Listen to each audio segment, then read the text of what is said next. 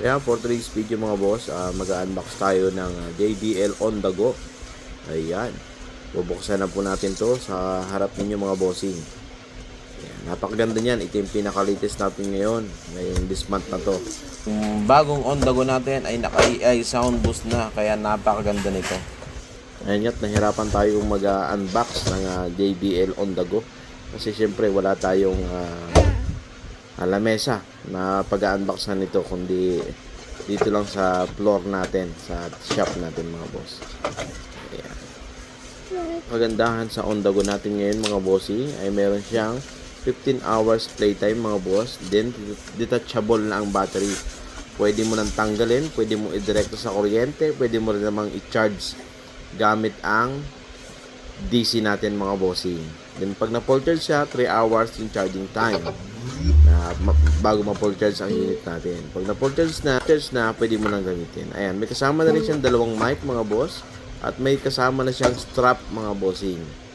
Ayan, may ano na yan, mayroon na rin yung pantanggal ng serbesa mga bossing. Ayan.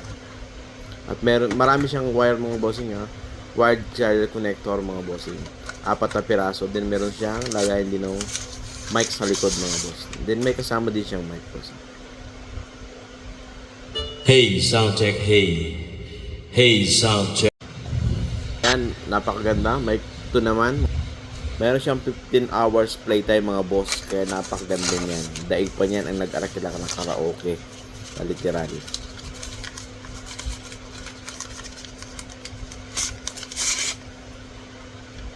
Hey.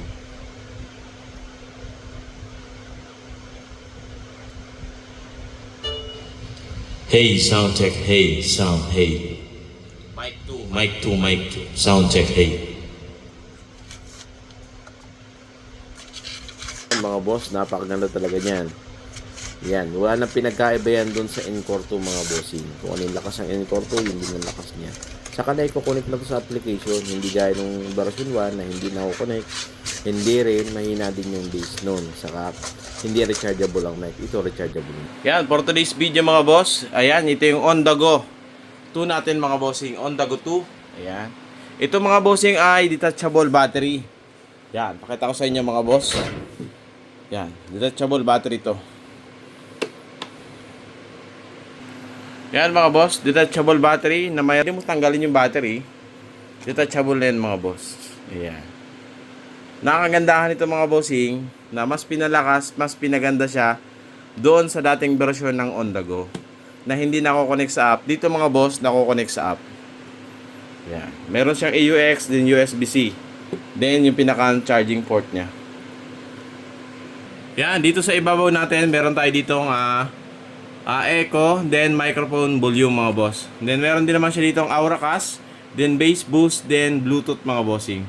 Yan, ito yung power on button natin mga boss. Ito naman yung changing light natin, then off ng lights.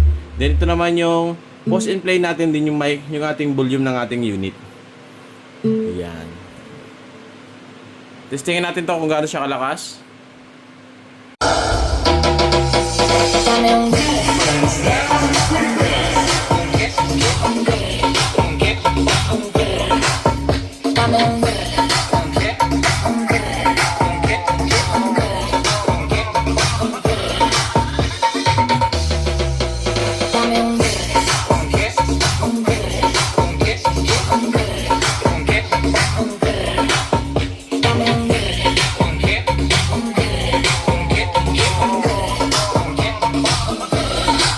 Paul Bigaga Remix.